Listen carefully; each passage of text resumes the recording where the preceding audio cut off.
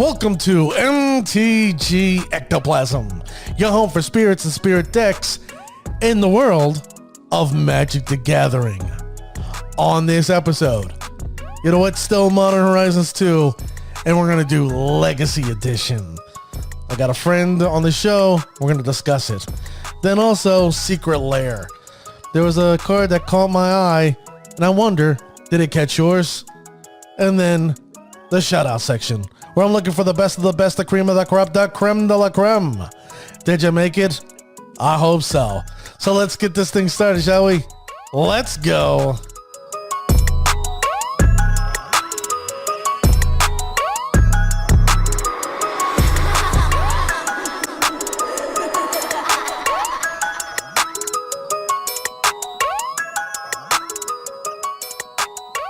Thank you, ladies and gentlemen, for joining me on this episode.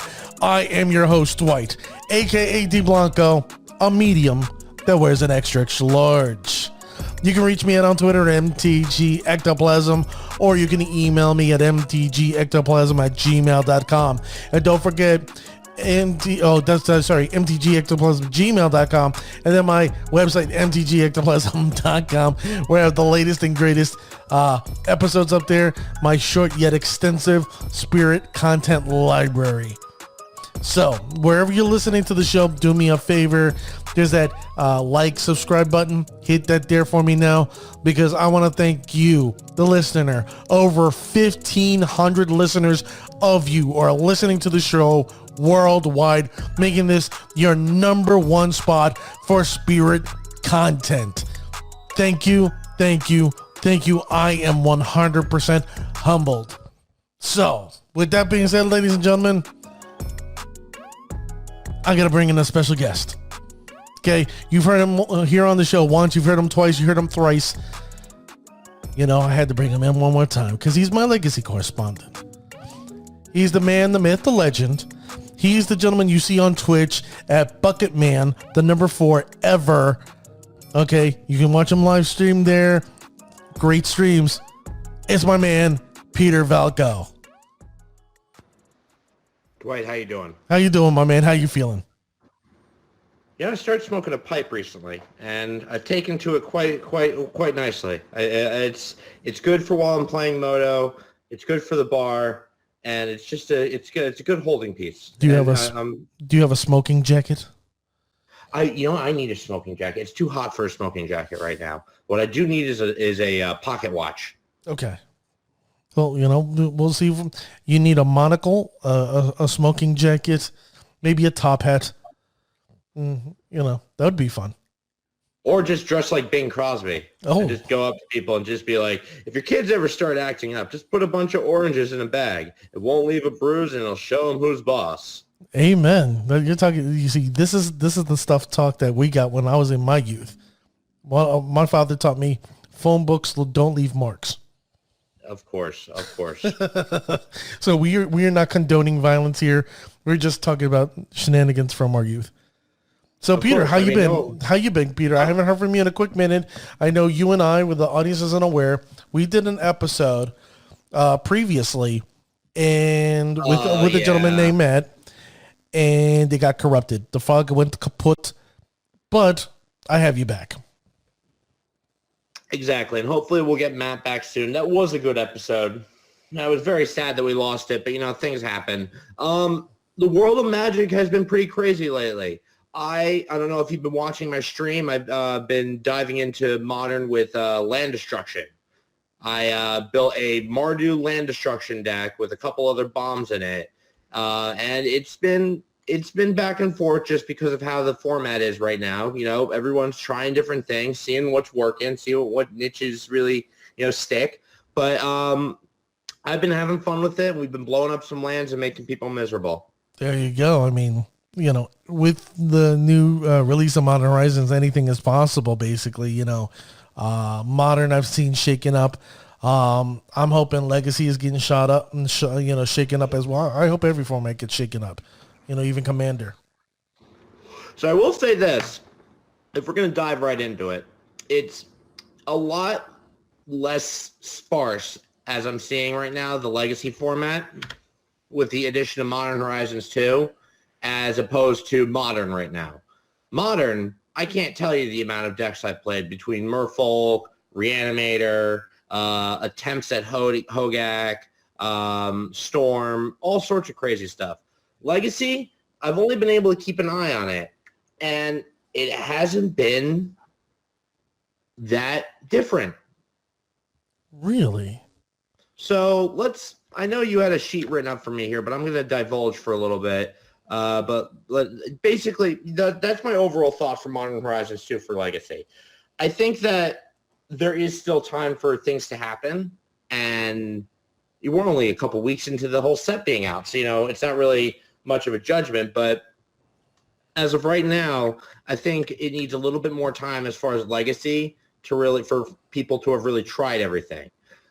I was definitely expecting to see a lot more workshop artifact-based decks in the tops, being that Urza Saga is now a thing, and everyone's been on top of that. But surprisingly, no. The decks that have really stood out so far, and the ones that have been repeating as the dominant ones, I will go down here. On top, we've got Blue-Red Delver, which I can't even count. Like, with these decks, I can't even count the amount of times I've seen them. I can, but I can't be bothered right now. I'd rather talk about it. Just Dragon's Rage Channeler. This Red Delirium card has really set the stage for spell-based decks, Delver decks, Blitz decks. It really is a great addition. I don't think it's unfair. I think that actually making it attack each turn is pretty reasonable. It turns into somewhat of a Delver, but it has to attack. I like that. Yep. So having a second Delver in the deck is definitely helpful. It hasn't replaced the Delver itself. It's just an addition to it. No, absolutely not. Chiefly because you have to attack with it every turn once it has the Delirium up. Okay. So we're still getting some pieces of Strixhaven played around with, and I think Expressive Iteration has kind of stuck as far as Legacy in the Delver format. So that's that. Hogak. Yeah, I know. Hogak. This was the thing from that last Modern Horizons. Yep, 2 years ago. Yeah, but I don't know. I guess it's just me seeing a deck that dominated in the first Modern Horizons being the big deck we're seeing right now. And to be honest with you, it's nothing really new I'm seeing in these lists. It's just the fact that as of right now, people know that Legacy and Modern are very unstable right now, and that you can really try anything and have a pretty good chance of success. I don't mean anything, but you know what I mean. So we've got that. We got Delver, we got Hogak, and finally, Sneak and Show. Sneak and Show, this is the time, in my years of Legacy, this is the time that Sneak and Show really pops up a lot. When people don't know what's going to happen with the format. When a new big set comes out that is, and people are really trying new things for Legacy, that's when Sneak and Show comes in. So they can pop in, show you their Emrakul, and not really have to see what you have to see, show, and move on. It's a quick game. Right. No, it's I wish there was a little bit more shakeup, because like that's one thing I enjoy personally about Modern is that every new set comes out, there's potential of more decks or new decks being introduced. And Legacy, it seems like it's very consistent. Decks in Texas, Elves, 12 Post, Hogak, Dark Depths, so on and so forth, that are just tend to be the decks that are just there. You know what I mean? Of course. Here's the thing, and here's a theory I have. Modern has gotten such a power boost as of Modern Horizons 2 that I think, honestly, people are seeing a format right now that has a pretty decent power level. It's only free counterspells, Pact of Negation, and Force of Negation, no Force of Will. That does open the door to do a lot more stuff. So I really wouldn't be surprised if a lot of people told me, yeah, I was playing more Modern than Legacy during Modern Horizons 2, which, is how it's meant to be. Modern Horizons for a reason. Yeah, good, solid point. Now, here's my question for you. Which cards stood out to you, and which ones do you think will make a big impact in Legacy? In Legacy. So I'm going to add a section to that, but first we're going to stick with, I think the card that really proved the most to me is the Dragon's Rage Channeler. Again, this is another Delver that only downside is that it's forced to attack once you have Delirium. And this just brings Delver to a whole nother power level. And if it got to the point where they had to talk about a ban or something, I don't even know what they'd do, because this is a very fair deck. Mm. They would, like, this is a situation where they'd have to print something in the next set or something that would just be so impeding to Delver that they just won't play it. I hear you. So Dragon's Rage Channeler definitely has my my vote for highest performing Legacy card out of Modern Horizons 2. All right. Now, like, what are your thoughts on Thought Monitor, like going into Affinity? Oh, so you heard, so I'm glad that episode didn't get released last time, because I talked a lot of trash about Thought Monitor. And let me tell you something. As an old vintage, not vintage, as an old, vintage as in the term of being around as long as I have with playing Legacy Affinity, Like a as final long as line. I have, 6 mana for an Affinity and getting a 2/2 that flies and you draw 2 cards, I think they could have gone 1 or 2 cheaper with that, if anything. All the artifact lands come into play tap. That's so late, even for Affinity, to have a flyer, a 2/2 flyer that draws you 2 cards come into play. And maybe it's just me looking at it and seeing that 7 mana, but I don't know. I think they could have gone it cheaper for Affinity. But that being said, it has performed very well in Modern. I haven't seen a lot of it in Legacy, but I expect good things out of it now. All right. And then the incarnations, the elemental incarnations, have they made any noise? So as far as Modern, absolutely. They made a ton of noise. Legacy, the biggest thing I've noticed is a 1 Fury in the Delver deck, maybe a Grief in some sort of Grixis deck, or the Solitude. I saw a couple Death and Taxes deck try it. Now, obviously, I didn't watch their games in person, so I don't know how it went. I don't like it as a replacement for Swords to Plowshare, just because, as me and Matt stated in the podcast that we lost, that you're losing a white card from your hand if you want to evoke it. And if you're really paying 5 mana to do a Swords to Plowshare, that card better be a problem enough to do it, you know? No, valid point. I hear you. Now, were there any sleeper cards that you saw that players in Legacy would be interested in? So do you mean like cards that haven't been touched yet, as far as... Potential cards where people go, this may fit in a deck somewhere, but it really hasn't got there yet? To be honest, I'm looking at this Dress Down, the 2 mana enchantment with flash that enters the battlefield, you draw a card. Creatures lose all abilities, and at the beginning of their end step, you sacrifice Dress Down. Now, many years ago, there was a deck that floated around Legacy called Humility. And that is a card that basically takes all abilities and special abilities away from creatures and just makes them 1/1s. And that was just a deck. I can see this just, you drop the Dress Down at the right time and avoid some big end of the turn effect or something. Honestly, I could see this with like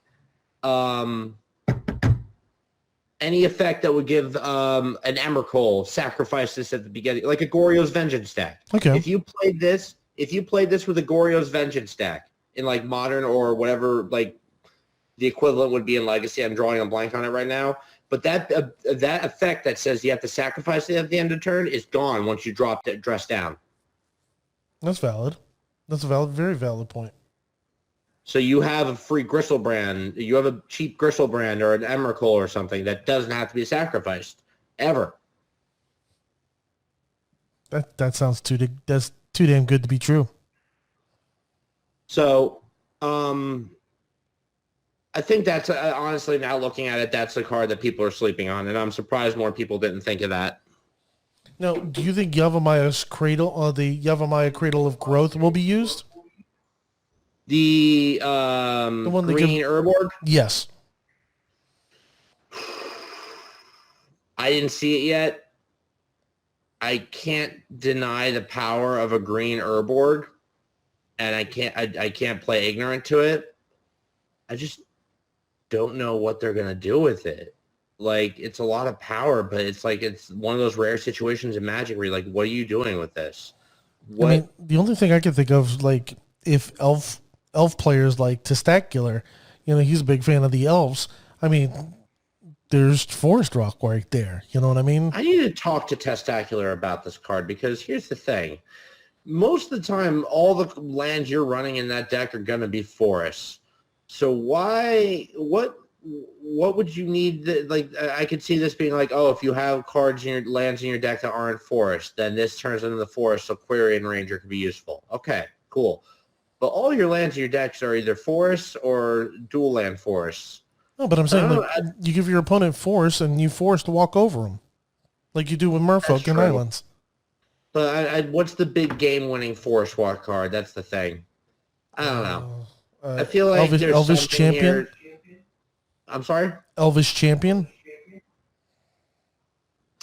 Yeah. I mean, that's not really seen Legacy play, though. I mean, I'm trying to think of a Forest Walk card that's seen Legacy play, and I'm drawing a blank. Well, if it comes to mind, you'll shout it out. Now, Urza Saga. Like, Urza Saga is huge. It's everywhere in Modern. Is it making an appearance at all in Legacy? So here's the thing. Let's talk about Urza Saga for a minute. I've been having some racing thoughts back and forth about Urza Saga. And I've been hearing a lot of people's arguments saying that it's too much, that you don't really have to do anything to use it, that it's broken. I'm okay with it. I don't know if it's the fact that I've been playing Mardu and I have my Vindicates just to take care of it, or Pillage, or like just because that's the deck I'm playing, like blow stuff up. But I think that's the end of the day. If you can blow this up, or if you can just, keep that advantage they're getting from it under control with some sort of control deck or mid-range deck, you're fine. Like, this card is good, but it's fair. Okay.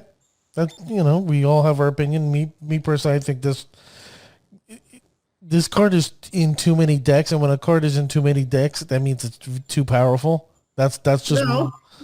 Well, hold on. Let's take a look at this here. We've got plenty of cards that share across all sorts of different decks. Let's take a look in Legacy real quick. So Brainstorm alone, that is a card that's seen all over Legacy. Force of Will, card that's seen all over Legacy. Relic of Progenitus, between Modern and Legacy, a good sideboard card. Just because, I know I'm not making my point in the best fashion here, but my point is that just because a card is used in multiple decks does not mean that it is needed to be banned or broken. There are plenty of cards throughout history, and I'm drawing a blank on them right now because I'm just in the spur of the moment of a rant. But the fact of the matter is that you can't just look at a card and say, oh, well, it's being used in all these decks, it's got to be banned, or it's too much. There are plenty of cards out there that are not backwards broken, that are still run in a predominant amount of decks, and they haven't been touched for a while. And honestly, that's the place you want to be in Magic. You want to be in a place where there are cards that you don't really have to worry about that are fair. Okay. It's a valid point. Let me ask you, since we're both spirit likers, or spirit, players, Is there any cards that you saw, like, I know you played the Bant, spirits. Was there anything in this that made you go, I would like to add this on my Bant spirits deck, or even Azorius? So let's take a look here, just briefly, because I'm not seeing it. Like, let's look at here the incarnations. As far as Bant, all too big to be cocoed in the colors, and in the Azorius build, I don't like. Maybe you'd run a Solitude, but again, you're losing a card for that. These incarnations are made for very specific types of decks, or decks that can afford to throw away cards and have tons of card advantage. Spirits is not one of those decks, so that's one tick right there. So those cards I don't think will be used. This is a lot of the suspend cards I don't see them using. May very well be some sideboard pieces in here, like maybe like suspend? Even some. I'm sorry? Maybe suspend in the sideboard? No, I'm saying maybe there's some cards that you'd run the sideboard here, like Esper Sentinel. That probably would be acceptable to run in a Bant or Azorius Shell of Spirits. Solitary Confinement, I can see running in the sideboard. If you can get your opponent in a place where you have a wide enough board and they're either burning you or doing some sort of damage to you, and you think you can win the race as long as you don't have to deal with them burning you, Solitary Confinement would be a good sideboard card. Okay. Verdant Command, another sideboard card. If anything, I'll shorten this by saying there are just a lot of good sideboard cards, if anything, for Spirits here. I don't see anything main board, really. Again, that is sad that Spirits didn't really get love in this set. I think, if anything, Modern Horizons 2 would have been something that we should have at least gotten, like, a Spell Queller reprint. That would have been good, just because we just did the secret layer of it too. And when have we seen a Spell Queller reprint ever? Right. Seal of Removal, Counterspell. That's pretty much it. Like, again, it's sad that Spirits didn't get love in this set, but it is what it is.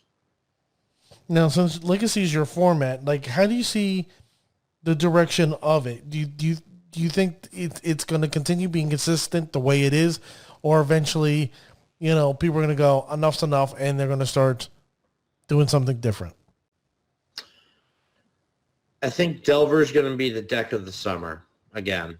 This is we've had plenty of summers like that in the past with Magic's history, but I think this is the summer of Delver. This is the summer that Delver is going to run amok all over Legacy, and you're going to be dead by turn 3 or 4. And that's, as of right now, the biggest prediction I can make. I will state that we are in a very shaky area with the format.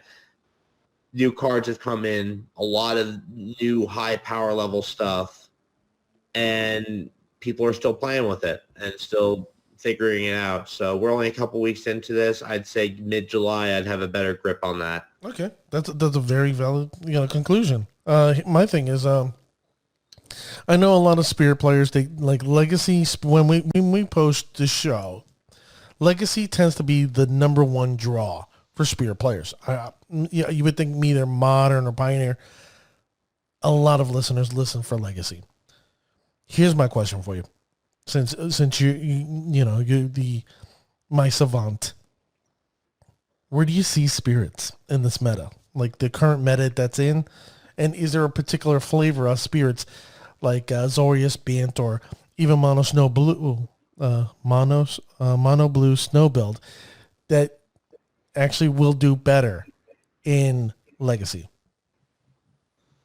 So I'm going to answer that question like this. I think, like always, like I've always said, I think Bant is your best shell, especially now. This is a format where you're going to need your card advantage, and you're going to need, to keep threats coming, and Collected Company does that job. So I think if you're going to tackle spirits in any traditional way, I'll emphasize it like that, that's how you're going to do it.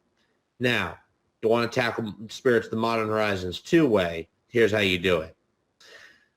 You get your Supreme Phantoms, your Drog Skull Captains, Mausoleum Wanderers, your Lords, the basic stuff without going too far into the Spirit Shell, and you do a Stoneblade package with it.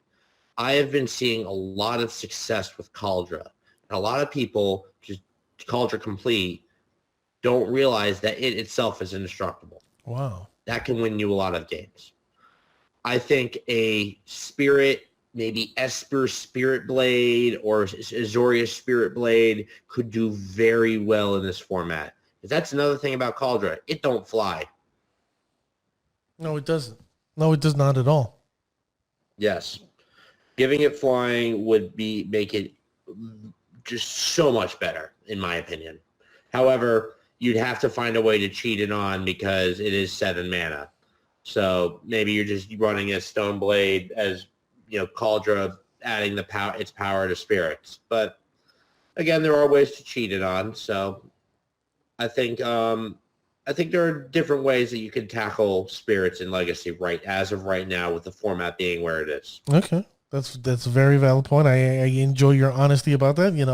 It's, we want to make sure our listeners get no bullshit here. My last question for this segment is there any cards particular that you wish you would have seen in Modern Horizons 1 or 2 for Legacy? Are you asking if there's a card I wish I'd seen printed in Modern Horizons 2? Yes. That's tough. Like I said, I think spirits deserve, if anything, spirits deserve some love out of this set, but they didn't get it. Well, just so you're aware, Dr. Katz, who was on the show last week, he gave me a nugget that I wasn't aware of, that Rosewater gave a hint that there will be spirits in Innistrad, the 2 Innistrad sets that are coming out. Can I just God, where's my Wily sound effects here? Yeah, of course we're getting spirits in Innistrad, Mark. Thanks. So just, if I may, Dwight, for a minute. Mark, Dwight, Innistrad has been a set for years, been run by the spooky and scary. So telling us that we're going to get ghosts in the spooky and scary set is not a surprise or not a hint. Well, I actually thought, because one is called the Crimson Vow, and I'm like, okay, this is just going to be a vampire deck and humans. And then the other ones were like werewolves, and I'm like, okay, werewolves and humans. So that's it. Yeah, I'm going to call it like this. I think Rosewater's talking out his butt right now, because here's what I think they're going to do. And I base this off of nothing, but just this is how my luck goes. Okay, before you continue, it's going to be like Battle for Zend. It's going to be like the second Zendikar set, or no, it's going to be like the last Zendikar set we had last fall, where they didn't include the Eldrazi's. That's what we're going to get, a spiritless Innistrad, and it's going to suck. Okay, you heard what Peter says. I will stay on the sideline and say, Watsy, please don't make what Peter said happen. I hope they don't, but this is how things happen in my life. I think they're going to go one way, and then it's just like, shenanigans.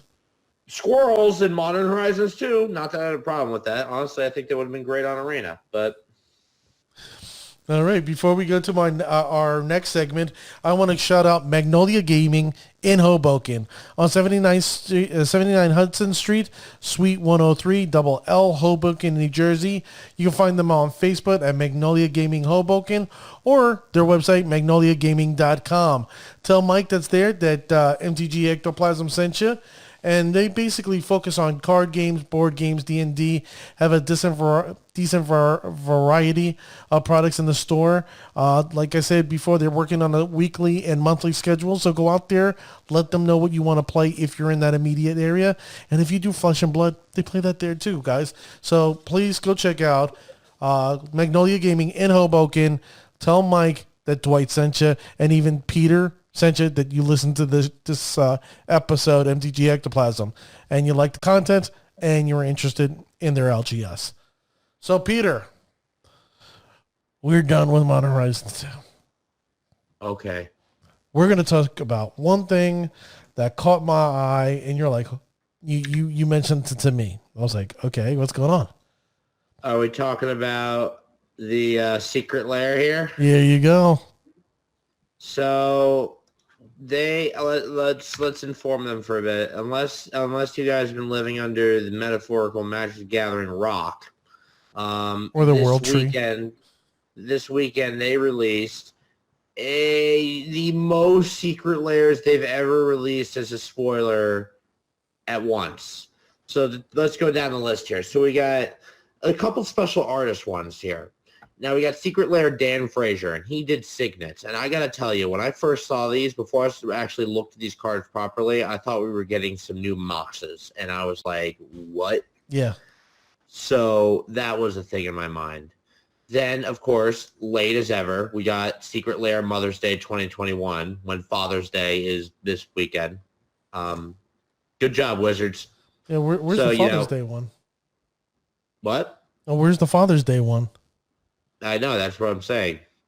Good art. Yeah, can't complain. Good Mother of Runes art. Death and Taxes players will love this.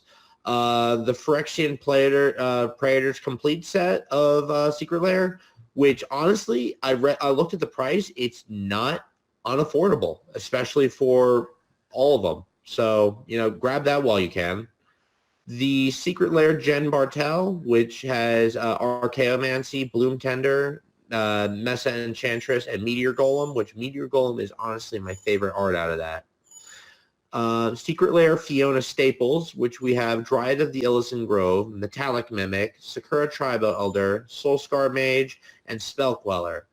Honestly, if it weren't for the Metallic Mimic, this would be like kind of a weird modern Secret Lair of like Valka and Blitz and Amulet Titan and Spirits. I mean, if you look at it, that's all modern staples right there.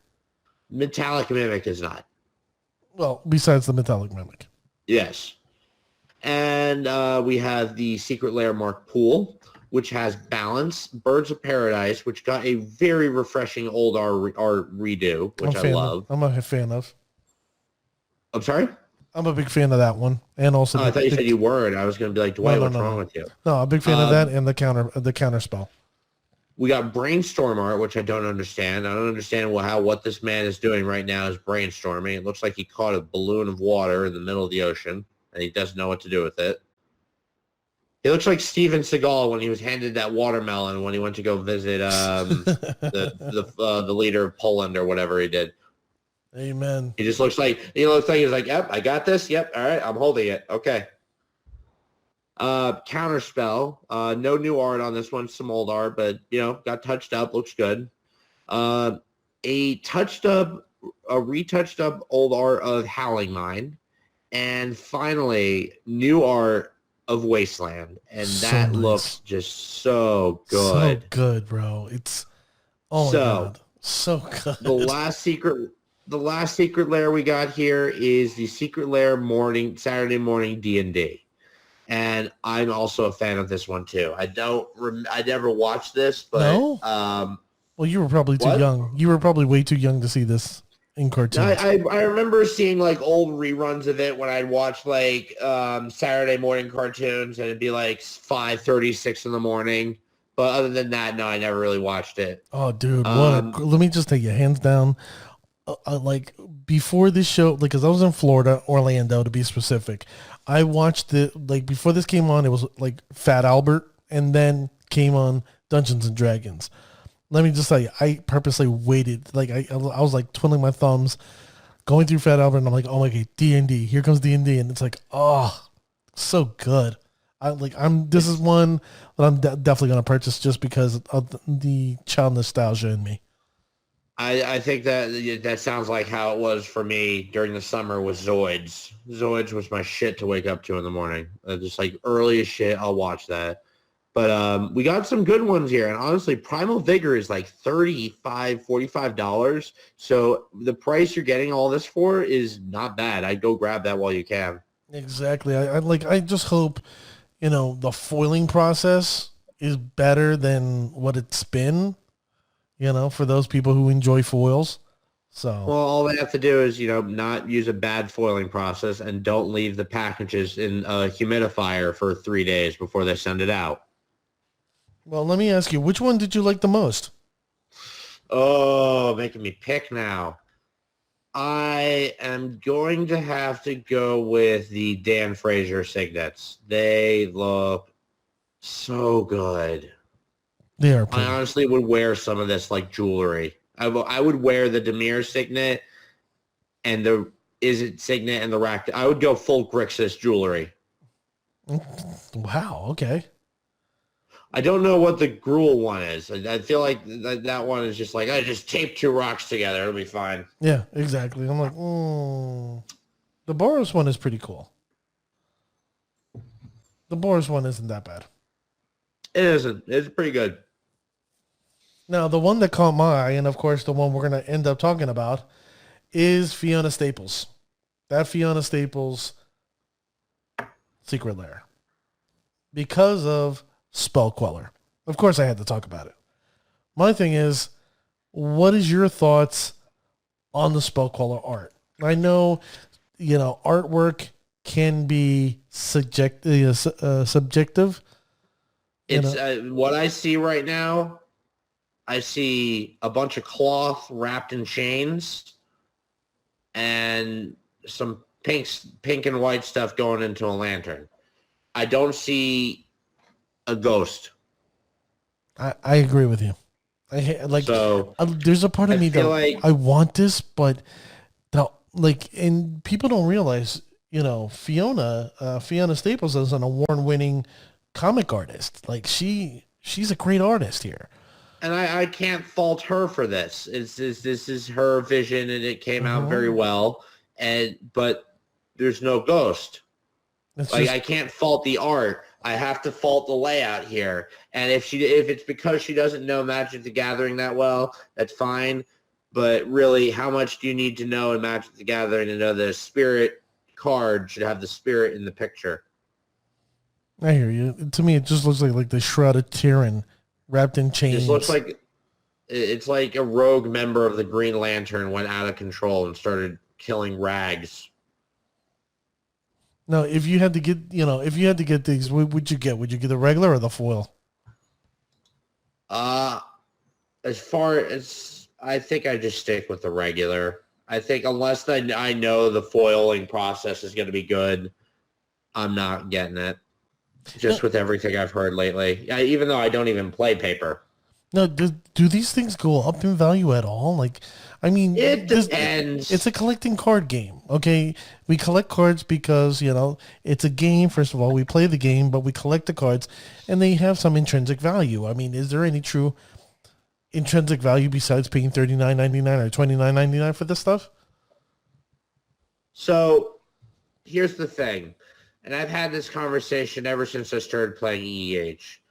Here's the fact of the matter is that people like shiny rocks. People really like to collect shiny rocks. I hope you're following my metaphor here. My wife with the beautiful diamonds. Some rocks they find shinier than others, and they want that rock more. And the consensus of the community also thinks that rock is shinier than the other rock. So even though they're the same rock and they're both shiny, just because one's shinier, it's worth more. So I'll break that down for you. Right now, with this kind of stuff, as far as art and, preference between different styles, that's all community consensus that drives the price. It's the community consensus and it's the commanders that are being played right now and what's hot. It's a weird market as far as art. But yeah. Valid point. I can't agree with you more. Beauty's in the eye of the beholder. I'm beholding, and I think it's cool looking. Just not. I don't think I'd go out of my way to purchase this, unfortunately, even though it's extended art. And I do love extended art cards. Peter? I'm sorry. Okay. Sorry, you cut out for a minute there, Dwight. Okay. I just wanted to, because it sounded like somebody was walking down the steps, and I'm like, what the hell's that? Sounds like spooky ghost walking down. I don't have steps in my apartment.